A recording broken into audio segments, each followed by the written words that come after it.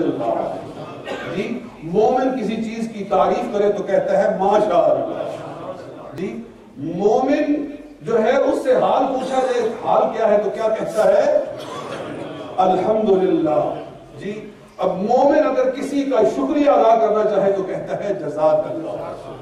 اور مومن پریشان ہو جائے تو پھر بھی اللہ کا ہی ذکر کرتا ہے اور کہتا ہے انا للہ و انا الیہ راجعون. گویا مومن ہر حال میں اللہ ہی کا ذکر کرتا ہے.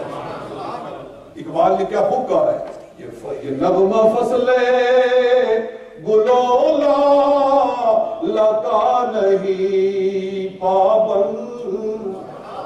یہ نغمہ فصل گلولا لگا نہیں پابند. بہار ہو کے خزاں لا الہ الا اللہ. بہار ہو کے خزاں لا الہ الا اللہ. مومن ہر حال میں اللہ ہی کا ذکر کرتا ہے, اللہ ہی اللہ کہتا چلا جاتا ہے. جی یہ قرآن پاک کی واضح اور نص صریح. اس کے باوجود اگر کوئی ہدایت بولتا پھرے اور ساتھ میں قرآن کے خلاف بھی چلتا جائے تو ہمیں اس سے کوئی غرض نہیں ہے. وہ لاکھ بار ہدایت کہے اس کی کوئی ہدایت نہیں ہے. ہدایت کا گوہر اللہ تعالیٰ نے اہل ایمان کو اور اہل سنت و جماعت کو عطا فرمایا. نعرہ تکبیر، نعرہ رسالت، نعرہ تحقیق، نعرہ حیدری، نعرہ غوثیہ، سید عرفان شاہ مشہدی، شیر اہل سنت. یہ سارا فیض انہی کا ہی چل رہا ہے. جی وہ وہاں بیٹھ کر بھی اس مجمع کا انتظام و انصرام سارا انہی کا حکم ہے. ہم اہل بیت کے غلام ہیں. جی اہل بیت اللہ کا شکر ہے کہ اس نے ہمیں اہل بیت کا دامن عطا فرمایا. سچے سید, جی سچے اور سچے سچا سید وہ ہے جو جس کا دل قرآن سے جڑا ہوا, جو قرآن سے ہٹ گیا. وہ اگر سیدوں کی نسل سے تھا بھی تو نکل گیا. اگر اس کا باپ سید تھا بھی, دادا اس کا سید تھا بھی, اگر اس کا قرآن پہ ایمان نہیں رہا تو وہ سیدوں میں سے نکل گیا. وہ رسول کی آل میں سے, رسول کی اہل بیت میں سے نکل گیا. میں نہیں نکال رہا, خدا نکال رہا, خدا نکال رہا ہے.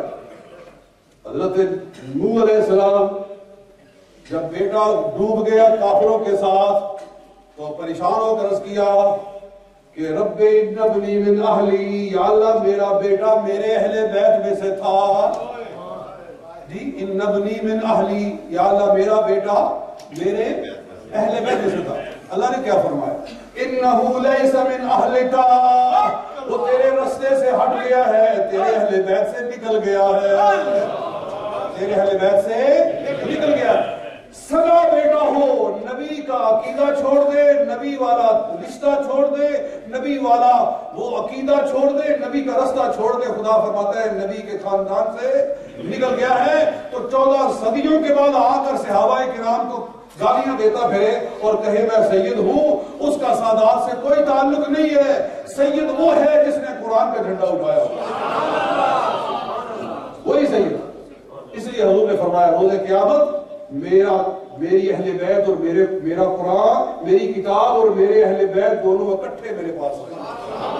لن یفترقا ترکت فیکم الثقلین, میں تمہارے اندر 2 بڑی قیمتی چیزیں چھوڑ رہا ہوں, ایک خدا کا قرآن اور ایک اپنی اہل بیت. ولن یفترقا, اور یہ ایک دوسرے سے جدا نہیں ہوں گے. جو میرے اہل بیت ہیں وہ کبھی قرآن سے جدا نہیں ہوں. حتیٰ یردا علی الحوضہ, حتیٰ کہ روز قیامت حوض کوثر پر میرے پاس آئیں گے تو دونوں نے ایک دوسرے کے ہاتھ میں ہاتھ ڈالا ہوگا. قرآن اور اہل بیت تو وہی اہل بیت ہیں جو قرآن سے وابستہ ہے. اور یہ بات ویسی ایک جملہ متنزہ کے طور پر آ گئی ہے. عرض میں یہ کر رہا تھا کہ میں قرآن پاک کی چند موتی آپ کے سامنے رکھ رہا تھا کہ یہ ماتم, یہ پٹا پٹی یہ کرنا چاہیے کہ نہیں کرنا چاہیے. قرآن اس بارے میں کیا کہتا ہے, قرآن اس کے بارے میں قرآن کی روشنی کیا ہے. ایک اور جگہ میں قرآن پاک میں سے آپ کو لے چلتا ہوں.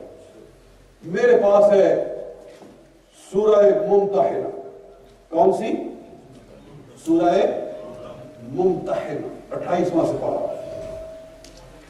رسول پاک صلی اللہ علیہ وسلم کے پاس جب عورتیں آتی تو اللہ نے فرمایا عورتوں سے بیعت لو، ایمان کی بیعت لو. نبی پاک صلی اللہ علیہ وسلم عورتوں سے بیعت لیتے تھے، مگر اس طرح نہیں کہ عورتوں سے کہتے تھے کہ میرے ہاتھ پر ہاتھ رکھو، بلکہ فرماتے تھے کہ یہ ایک چادر ہے، ایک اس کا پلو میں پکڑ لیتا ہوں، ایک پلو تم پکڑ. اس طرح حضور عورتوں سے بیعت لیتے تھے.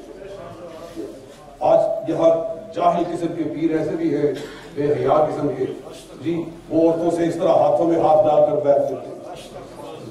تو بیعت لی، اللہ تعالیٰ اس بیعت کا ذکر فرماتا. اللہ تعالیٰ ارشاد فرماتا ہے یا ایھا النبی، اے نبی اکرم صلی اللہ علیہ وسلم، اذا جاءک المؤمنات، جب ایمان والی عورتیں آپ کے پاس آئیں، یبایعنک علی اللہ یشرکن باللہ، آپ ان سے بیعت لیں اس بات کی کہ آئندہ وہ اللہ کے ساتھ شرک نہیں کرے گی، ولا یسرکنا، چوری نہیں کرے گی، ولا یزنینا، بدکاری نہیں کرے گی، ولا یقتلن اولادہن، اپنی اولاد کو قتل نہیں کرے گی. اس دور میں بچیوں کو پیدا ہوتے ہی گھر والے مار دیتے تھے، قتل کر دیتے تھے. کہا لا یقتلن اولادہن، اپنی اولاد کو قتل نہیں کرے گی. ولا یأتین ببہتان یفترینہ بین ایدیہن وارجلہن، وہ بہتان بازی نہیں کرے گی، ایک دوسرے پر جھوٹا بہتان نہیں رکھے گی. ولا یعصینک فی معروف، اور کوئی بھلائی کا کام ترک نہیں کرے گی، بھلائی کا کام ترک نہیں کرے گی. اس بات کی آپ ان سے بیعت لیں تو یہ بیعت کریں تو سمجھیں کہ وہ پکی ایمان والی ہو گئی. اچھا باقی ساری باتیں تو واضح ہے کہ بدکاری نہیں کرے گی، چوری نہیں کرے گی، اور بہتان نہیں باندھے گی، اور اللہ کے ساتھ شرک نہیں کرے گی. یہ ساری چیزیں تو ان کا معنی واضح ہے. اس کا کیا مطلب ہے کہ بلائی ترک نہیں کرے گی؟ اس بلائی کا کیا مطلب ہے؟ تو آؤ سنو، اس بلائی کا معنی بھی امام جعفر صادق سے سنتے ہیں. امام جعفر صادق سے پوچھا گیا کہ اس بلائی کا کیا مطلب ہے، کون سی بلائی ترک نہیں کرے گی؟ جی تو یہ میرے پاس فروع کافی ہے، فروع کافی.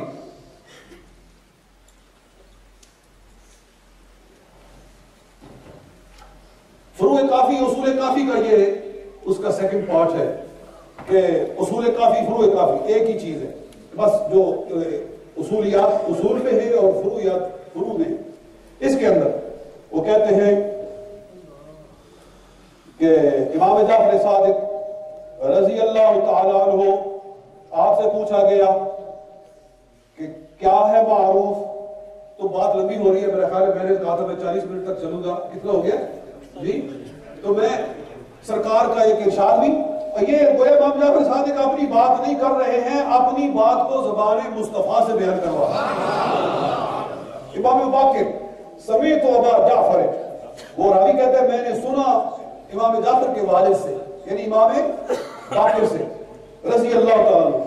فرماتے ہیں تدرون ما قولہ تعالی ولا یعصینک فی معروف، کہ اے امام مجھے بتائیے لا یعصینک فی معروف کا کیا معنی ہے، کہ بلائی کا کام ترک نہیں کرے گی، عورتوں سے یہ بیعت لی جائے، اس کا کیا معنی ہے؟ امام باقر فرماتے ہیں، فرمایا ان رسول اللہ صلی اللہ علیہ وسلم قال لفاطمہ، رسول پاک صلی اللہ علیہ وسلم نے سیدہ فاطمہ سے ارشاد فرمایا، حضرت سیدہ خاتون جنت رضی اللہ تعالی عنہا سے فرمایا